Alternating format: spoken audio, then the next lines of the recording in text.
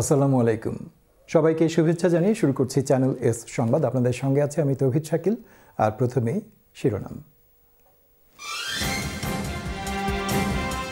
মার্কিন missile ছুড়বে Ukraine, এবার ইউরোপের সঙ্গে শুরু হবে পুতিনের যুদ্ধ।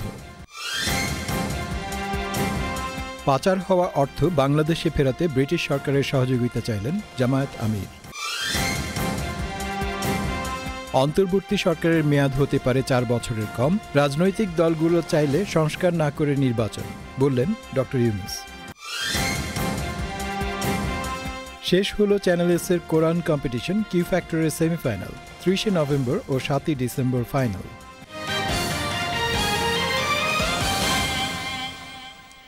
এবারে বিস্তারিত। ব্রাজিলে চলতি সপ্তাহে অনুষ্ঠিত G20 শীর্ষ সম্মেলনে বৈশ্বিক উষ্ণতা নিয়ে কূটনৈতিক উত্তেজনা ছড়াতে পারে। তবে সূত্রগুলো জানিয়েছে জলবায়ু অর্থায়ন নিয়ে একটি নাজুক ঐকমত্যে পৌঁছেছে শীর্ষ 20 অর্থনীতির দেশগুলো। G20 শীর্ষ সম্মেলনে যোগ দিতে রোববার রিও ডি জেনিরোতে পৌঁছেছেন সদস্য দেশগুলোর রাষ্ট্র ও সরকার প্রধানরা। আলোচনায় গুরুত্ব পাবে রাশিয়া ইউক্রেন যুদ্ধ। মার্কিন যুক্তরাষ্ট্রের দেওয়া দূরপাল্লার ক্ষেপণাস্ত্র দিয়ে রাশিয়ার ভূখণ্ডে হামলা চালানোর অনুমতি দিয়েছেন বিদায়ী প্রেসিডেন্ট জো বাইডেন প্রশাসন। এই সিদ্ধান্ত প্রকাশের পর ইউক্রেন রাশিয়া সংঘাত নিয়ে ওয়াশিংটনের নীতিতে বড় ধরনের পরিবর্তন এলো। পুতিনকে দমন করতে শক্ত অবস্থানে থাকবে ব্রিটেন। এ যুদ্ধে রাশিয়াকে বিজয়ী হতে দেওয়া যাবে না বলেও জানালেন ব্রিটিশ প্রধানমন্ত্রী স্যার কিয়ার স্টারমার।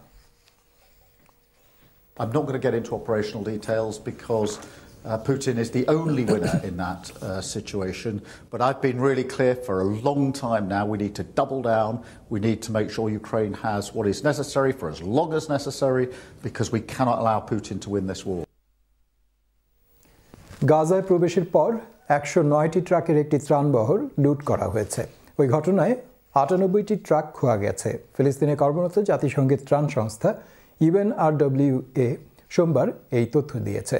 ব্রিটিশ বার্তা সংস্থা রয়টার্স এ খবর জানিয়েছে। UNRWA এর সিনিয়র ইমার্জেন্সি অফিসার লুই ওয়াটরিজ রয়টার্সকে বলেছেন, বিশ্ব খাদ্য কর্মসূচি WFPর সঙ্গে খাদ্যের ওই বহর নিয়ে আসছিল তাদের সংস্থা। খাদ্যবাহী এই বহরকে অল্প সময়ের নোটিসে কেরেম শালম সীমান্ত পেরিয়ে একটি অপরিচিত পথ ধরে যাওয়ার নির্দেশ দেয় ইসরায়েল। তারপরেই ওই লুটপাটের ঘটনা ঘটে। এ ধরনের লুটপাট কেবল মানবিক সহায়তার পথকে আরও কঠিন করে তোলে, যা ফিলিস্তিনি ক্ষুধার্ত ও বিপদগ্রস্ত জনগোষ্ঠীর জন্য উদ্বেগজনক।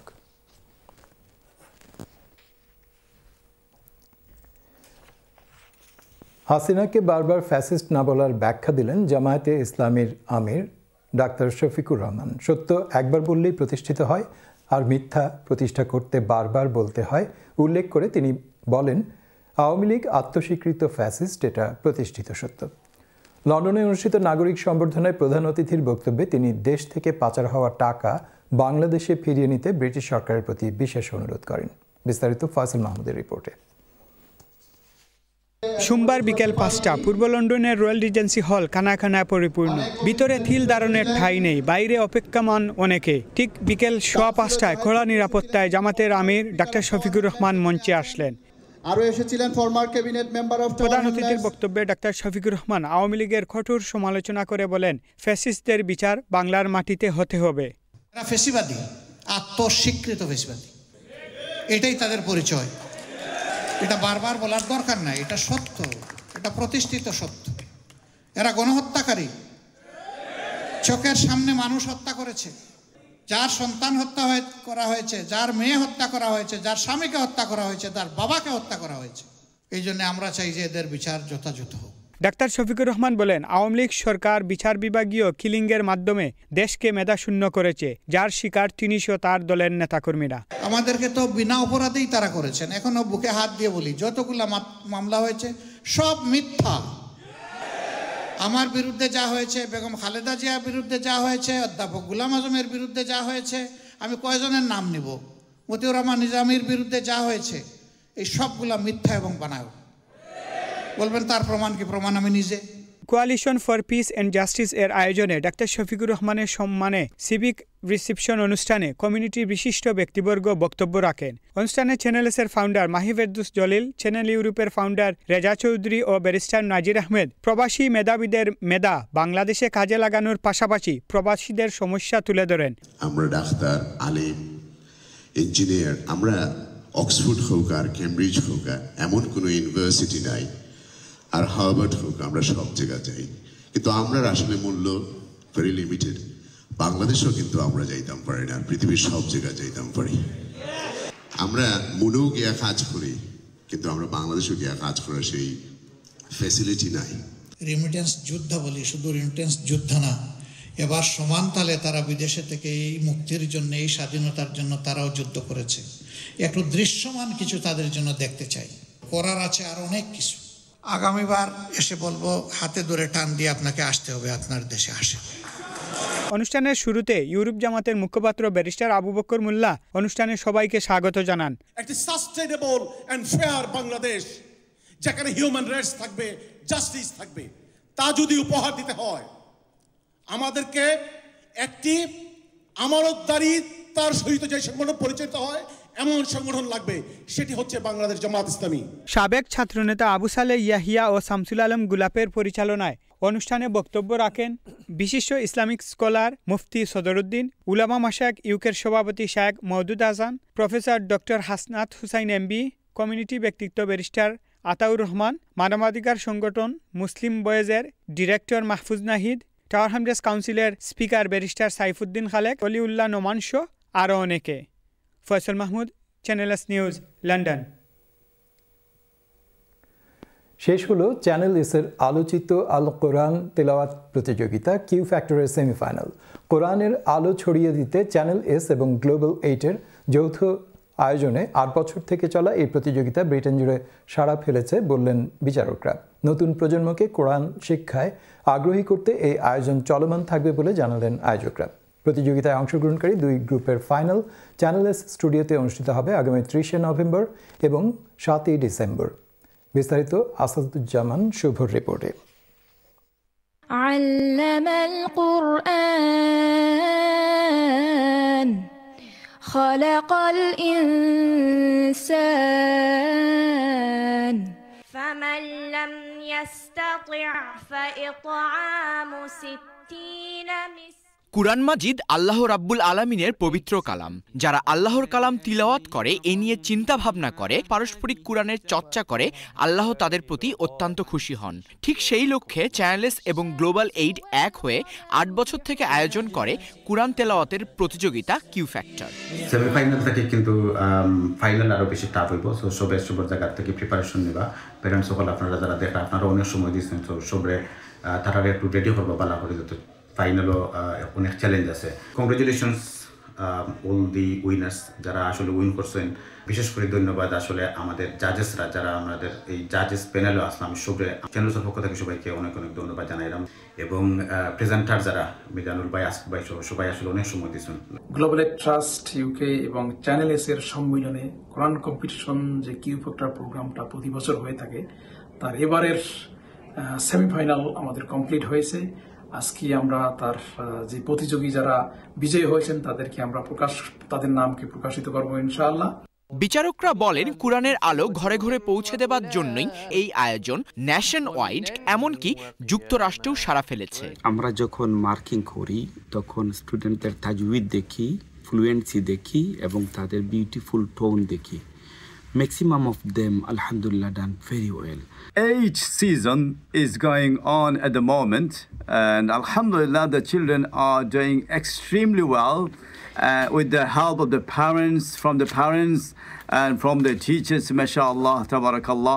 Anything as long as it's helping them, inshallah, our parents should encourage them to learn more, either it's a Quran or either it's a bayan or the rules of tajweed. তারা তিনটা কাজ করবে। একটা হচ্ছে confidence, to build up more and more. Number 2 হচ্ছে আল্লাহ ওয়াস্তে করবে, আল্লাহর জন্য করবে। 3 নম্বর হচ্ছে যে তারা ইমপ্রুভ করতে পারবে, তারা যদি খুব বেশি ইনথুজিয়াস্টিক হয়। বিদেশের মাটিতে ইসলামের সাথে সন্তানদের সম্পর্ক স্থাপনে অন্যান্য ইসলামিক প্রোগ্রামের মতো কিউ ফ্যাক্টর নজির স্থাপন করেছে বলে জানান অভিভাবকরা। ব্যাপারে আমি কইতাম চাই যে বাচ্চারা লইয়া আঁকা আর আপনারা যে এই কি ফ্যাক্টরেও আপনারা একটা সম্মানের পর্যায়ে নিয়ে পৌঁছকা। যে এনকারেজমেন্ট, যে মোটিভেশন এবং ইগারনেস কোরআনের প্রতি, আল্লাহ সুবহানাহু ওয়া তাআলার যে বইটা, এটার প্রতি মহব্বত করা এবং সার্ভ করা, এই একটা অ্যাভিনিউ যে চ্যানেল এস এবং কিউ ফ্যাক্টর তৈরি করেছে। প্রতিযোগীরা মনে করেন যে এখানে তারা হারলেও সামনের দিনে ইসলামের খেদমত করার জন্য কিউ ফ্যাক্টর একটি স্পেশাল গ্রাউন্ড তাদের জন্য। Q Factor is very good. If I win or lose, I'll still be competing in more competitions.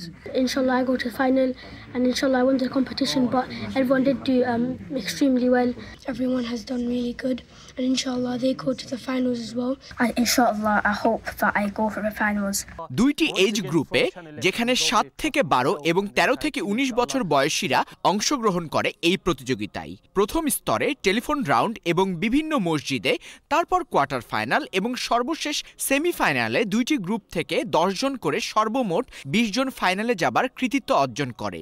এই প্রতিযোগিতায় যারা বিজয়ী হবেন তার মধ্যে চ্যাম্পিয়ন পাবেন 1500 পাউন্ড, রানার্স আপ 1000 পাউন্ড এবং তৃতীয় স্থান অধিকারী পাবেন 500 পাউন্ড।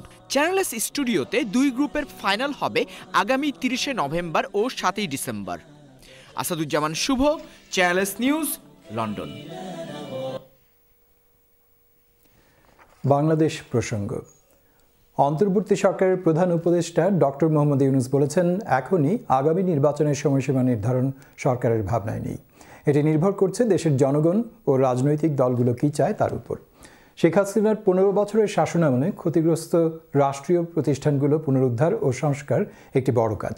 সরকারের উদ্দেশ্য যত দ্রুত সম্ভব সংস্কার শেষে নির্বাচন দেওয়া, তবে এটি 4 বছরের কম সময়ে সম্পন্ন হওয়া উচিত।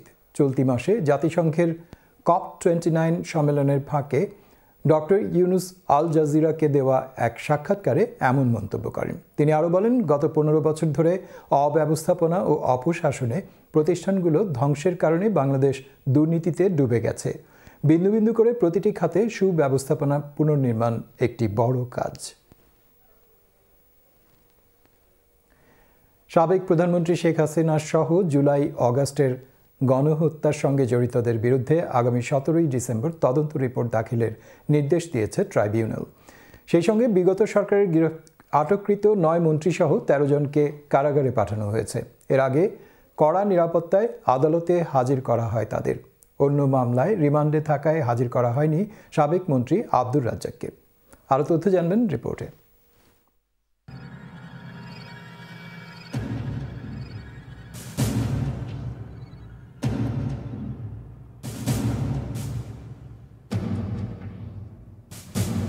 শেখ হাসিনার গড়া আন্তর্জাতিক অপরাধ ট্রাইব্যুনালে তার ক্ষমতাধর মন্ত্রীরা।